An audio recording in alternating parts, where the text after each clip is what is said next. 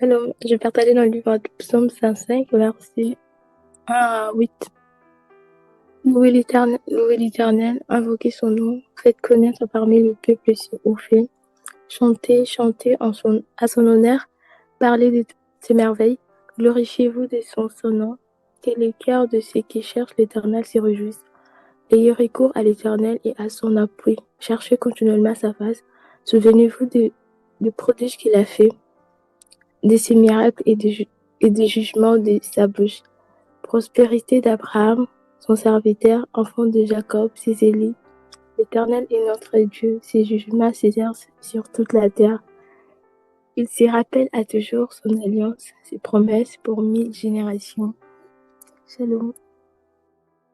Oui, shalom, shalom. Moi, je vais partager dans Romains 6, 22, je vais lire jusqu'à 23. Mais maintenant, étant affranchis du péché et devenus esclaves de Dieu, vous avez pour fruit la sainteté et pour fin la vie éternelle.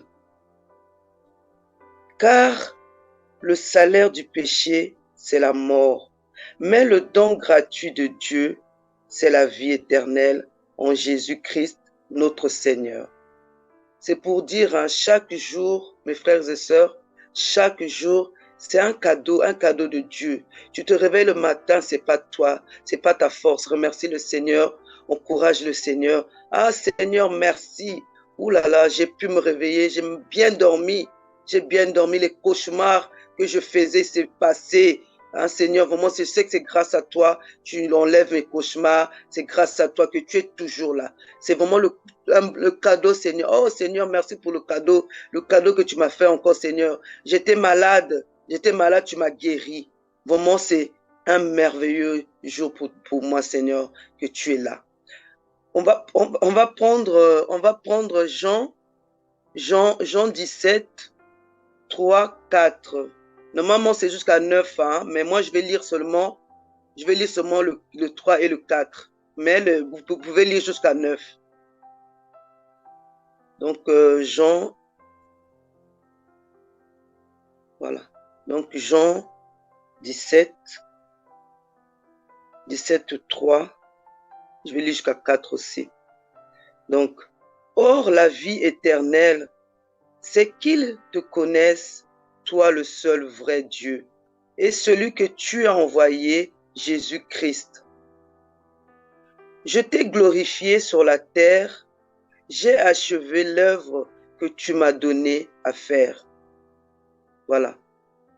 Donc, c'est Jésus qui est en nous, c'est Jésus qui connaît nos vies, c'est Jésus, nous parlons toujours de Jésus, c'est lui qui va nous rendre heureux, c'est lui qui va combattre toutes les choses mauvaises dans nos vies. Notre mariage, on confie dans le maître du Seigneur. Notre mari, notre femme, on le confie dans la main du Seigneur, parce que Seigneur nous abandonnera jamais. Il est fidèle, notre Dieu, il est toujours là pour nous. On va prendre encore Juge 1, 21. Maintenez-vous dans l'amour de Dieu, en attendant la miséricorde de notre Seigneur Jésus-Christ pour la vie éternelle. Maintenez-vous dans l'amour de Dieu, donc restez toujours fidèle à ce Dieu-là. Parlons toujours à ce Dieu-là qu'il est merveilleux. Parlons toujours à ce Dieu-là des prodiges qu'il nous fait. Seigneur, moi je suis rien sans toi. Seigneur, ma vie est faite de toi. Mon travail, si j'ai eu ce travail-là, c'est pas moi, Seigneur, c'est toi qui m'as donné ce travail-là. Moi-même, je peux rien faire. Seigneur. C'est toi, c'est grâce à toi, Seigneur. C'est grâce à ton amour, Seigneur. C'est grâce à ta bonté, Seigneur. Parce que, Seigneur, regarde, je suis là. Il y a les autres qui sont dans les hôpitaux, papa. Je ne suis pas meilleur que les autres. Mais c'est toi qui continues à prendre soin de moi. C'est toi qui m'aimes, Seigneur. Tu m'aimes vraiment d'un amour Hein? Un fidèle, ton amour fidèle, Seigneur. Tu m'as jamais abandonné, Seigneur. Même s'il y a des choses qui vous arrivent, même s'il y a des combats qui vous arrivent, le Seigneur est toujours là. Parfois, il y a le Seigneur qui fait qu'il y a les combats qui arrivent dans votre vie pour que vous l'adorez vraiment plus. Hein? Donc, même s'il y a des combats, même s'il y a la vie, tu n'as pas de travail, tu es rien, tu es abattu, vraiment, le Seigneur sera toujours là. Hein? Le Seigneur est toujours là, le Seigneur est fidèle. Voilà, mes frères et sœurs. Pour finir, on va prendre le dernier. Le dernier, on va prendre Jean, encore Jean 3, parce que celui-là, je crois que tout le monde le connaît. Jean 3, 16. Je vais lire jusqu'à 17, mais vous pouvez lire jusqu'à 18. Hein. Moi, je vais seulement lire dedans du 16 jusqu'à 17. Car Dieu a tant aimé le monde qu'il a donné son Fils unique, afin que quiconque croit en lui ne périsse point, mais qu'il ait la vie éternelle. Dieu, en effet, n'a pas envoyé son Fils dans le monde pour qu'il juge le monde, mais pour que le monde soit sauvé par lui. Voilà, mes frères et sœurs. Donc, c'est pour dire que mon thème de ce matin, vraiment, mes frères et sœurs, chaque jour est un cadeau de Dieu. Chaque jour est un cadeau de Dieu. Même que tu sois malade, que tu sois dans les problèmes, c'est un cadeau de Dieu. Hein? Remercie toujours le Seigneur. Remercie le Seigneur. Il y a beaucoup. Hein? Il y a Abraham qui a eu des combats. Il y a Job qui a eu des combats. Il y a Jean. Hein? Il y a toujours des combats qui arrivent dans nos vies, mais ce n'est pas pour ça qu'on va oublier le Seigneur. C'est pour ça qu'on va dire, ah, Seigneur m'a abandonné. Non. Hein? Remercions toujours le Seigneur, remercions toujours. Parce que le Seigneur, il est là, il est fidèle. Hein? C'est lui qui prend soin de nous. C'est lui qui nous connaît. Voilà, mes frères et sœurs, c'est le message que je voulais dire ce matin. Voilà, je laisse la parole à une autre personne. Merci. Amen, amen, gloire à Dieu. Donc nous allons prendre 1 Timothée 2, verset 5. Je vais lire. Car il y a un seul Dieu et aussi un seul médiateur entre Dieu et les hommes. Jésus-Christ, homme. Je vais prendre encore un autre verset. Donc c'est dans Jean 14, verset 12 jusqu'à 14. Je vais lire. Donc Jean 14, verset 12 à 14.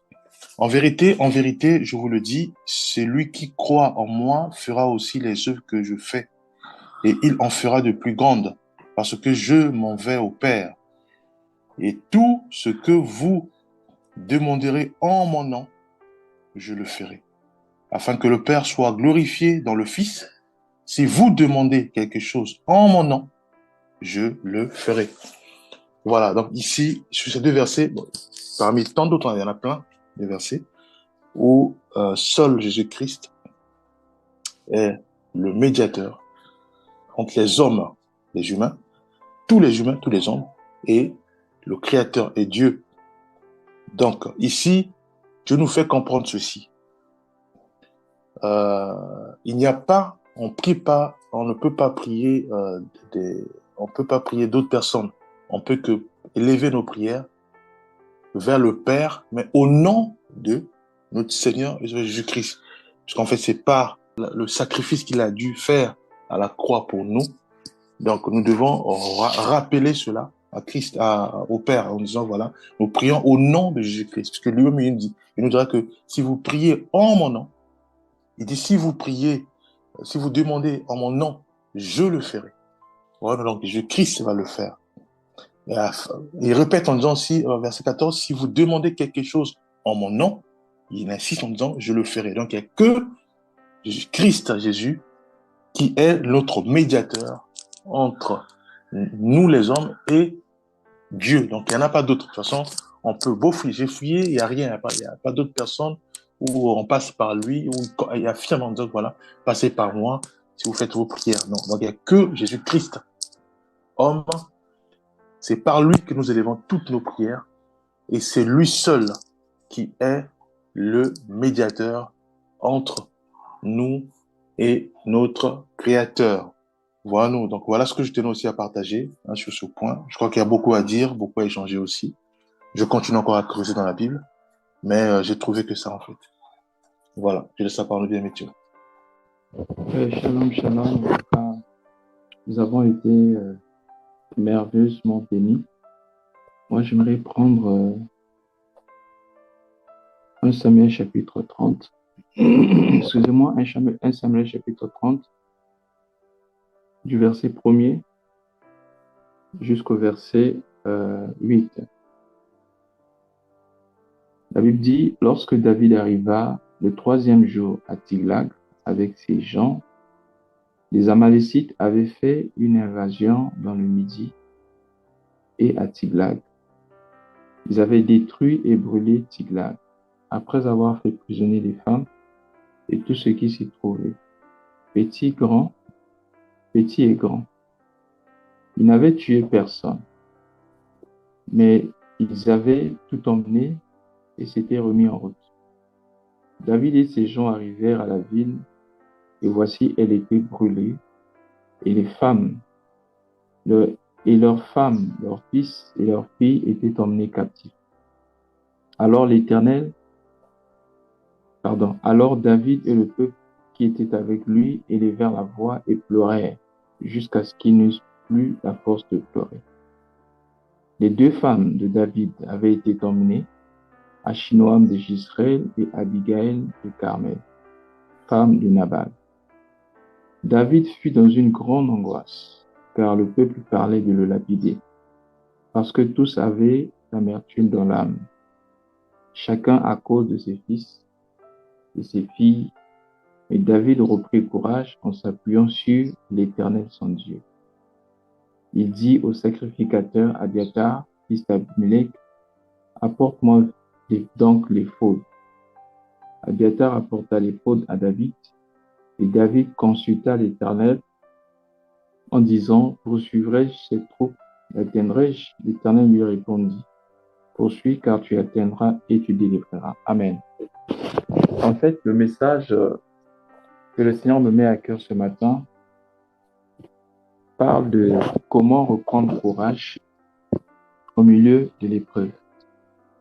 David était sorti pour aller appuyer un roi philistin, mais quand ils sont arrivés là-bas, finalement, le roi philistin va dire à David, nous ne voudrons pas que vous puissiez combattre de notre côté. Et pendant que les hommes étaient partis, derrière les Amalécites ont fait une invasion, et finalement, ils ont pris tout ce qui était à eux, ils ont brûlé la ville, ils ont pris les membres de leur famille. Donc, par conséquent, ils avaient tout emmené, tout détruit, ils avaient tout pris, tout ce qui était de bien pour eux.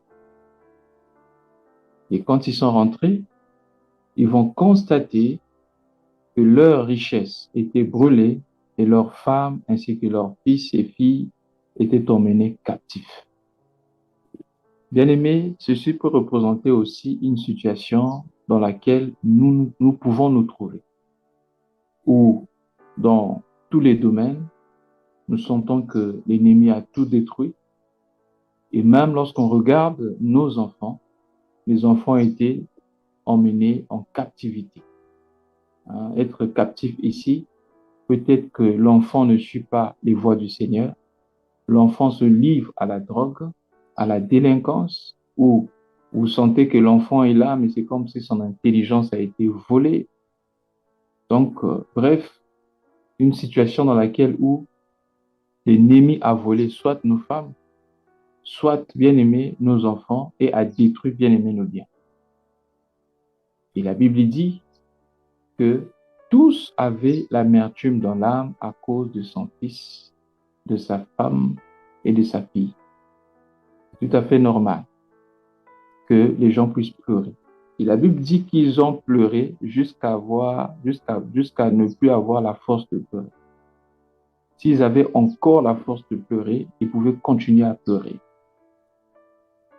La Bible dit, plus encore, David devait se sentir très mal à l'aise parce que, en fait, c'est David qui avait demandé aux gens d'aller avec les Philistins pour combattre de leur côté. La Bible dit que tous avaient l'amertume dans l'âme. savez, quand vous avez l'amertume dans l'âme, vous ne pouvez pas prier. C'est très important de comprendre ça. Et j'aimerais aussi, bien aimé, nous rappeler ici que Dieu n'écoute pas les pleurs, mais Dieu écoute la prière. Nous passons notre temps à crier, Dieu ne peut pas écouter. Nous passons notre temps à pleurer, Dieu ne peut pas écouter. Mais Dieu écoute lorsque nous prenons la décision de prier. Il pleurait tout le temps. Dieu n'a rien fait. Mais c'est lorsque David a demandé le faute que les choses ont changé. Bien-aimés dans le Seigneur, c'est tout à fait normal que nous nous sentions abattus au-dedans de nous. C'est tout à fait normal que, bien-aimés, que nous puissions nous sentir amers au-dedans de nous. C'est tout à fait normal que certaines émotions comme la peur, les inquiétudes puissent envahir notre vie. Mais nous ne devons pas nous laisser abattre ou nous laisser dans cette disposition parce que la Bible dit dans Philippiens chapitre 4, versets 6 à 7, ne vous inquiétez de rien. Mais en toute chose, faites vos besoins à Dieu par la prière et avec des actions de grâce. Ainsi, la paix de Dieu qui surpasse toute intelligence gardera vos cœurs et vos pensées en Christ. Bien-aimés dans le Seigneur, comment reprendre courage au milieu de l'épreuve? C'est vrai que peut-être que tout ne va pas bien autour de nous. Peut-être que nous nous sentons bien-aimés comme si nous avons été abandonnés par le Seigneur. Peut-être que nous avons comme l'impression que tout ce qui est à nous a été volé par l'ennemi. Alors, qu'est-ce qu'il faut faire? Est-ce que nous devons continuer à pleurer? Continuer à nous plaindre? Non. Comme David, nous devons demander les fautes. Les fautes, c'était un habit que le souverain sacrificateur portait lorsqu'il entrait dans le lieu très saint. Le but de les fautes, c'était pour consulter l'Éternel, connaître la pensée de Dieu. Alors, les fautes ici peuvent représenter aussi, bien aimé, un habit de louange. La Bible dit, il va enlever de nous l'habit de Dieu, afin de nous revêtir de l'habit de louange. Donc, nous devons nous défaire de l'habit de Dieu. Enlever l'attitude de vouloir pleurer, de vouloir nous inquiéter, me revêtir l'habit de fête, l'habit de louange, revêtir un autre esprit. Au lieu d'être abattu, avoir l'esprit abattu, mais revêtir, bien aimé, une autre disposition du cœur. Mais pour ce faire, nous devons nous rappeler de ce que Dieu a déjà fait pour nous. Nous devons nous rappeler que même si nous avons comme l'impression que tout ne va pas bien, mais nous aurons toujours raison pour dire merci à Dieu pour un sujet. Ne fût-ce que, bien aimé, le souffle de vie. Si tu peux respirer encore, sache que Dieu t'a fait du bien.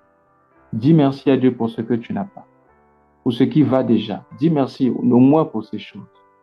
Et demande que Dieu puisse fortifier ton cœur afin que tu ne sois plus abattu. Et la Bible dit, David reprit courage en s'appuyant sur l'Éternel. Comment reprendre courage? Pour reprendre courage, nous devons nous appuyer sur l'Éternel. S'appuyer sur les hommes ne nous emmènera que, bien aimé, au désastre et au découragement. La Bible dit, maudit soit l'homme qui se confie dans l'homme ou qui s'appuie sur l'homme. Mais béni soit l'homme qui se confie en l'Éternel. Lorsqu'on s'appuie sur l'Éternel, Dieu nous fortifie. Il y a des gens pour soit reprendre courage ou se sentir en sécurité ou pour avoir la joie, ils pensent qu'ils doivent se défouler en parlant avec un homme. Tu ne sais pas auprès de qui tu parles. Peut-être celui à qui tu exposes tes problèmes, en retour, il va simplement se moquer de toi. Mais la Bible dit, dans Psaume chapitre, 36, le verset 6, lorsqu'on tourne vers lui les regards, notre visage ne se couvre point de honte, mais rayonne de joie. Bien-aimés dans le Seigneur, comment reprendre courage? Nous devons nous tourner vers l'Éternel. La foi ne signifie pas ignorer le problème, mais c'est dire à Dieu, bien qu'il y ait un problème, bien que je suis abattu, bien que je pleure, bien que j'ai comme l'impression que tout est parti, mais je continue à avoir ma foi sur toi, car je sais que tu m'aimes et que tu vas te lever pour me donner la solution. Car il est Dieu, comme notre sœur Thérèse venait de dire, c'est notre Père, il nous aime. Il ne permettra pas que quelque chose nous arrive sans qu'il ne soit le Père. Et la Bible dit, nous savons du reste que toute chose concourt au bien de ceux qui aiment Dieu. Que Dieu nous bénisse. Amen.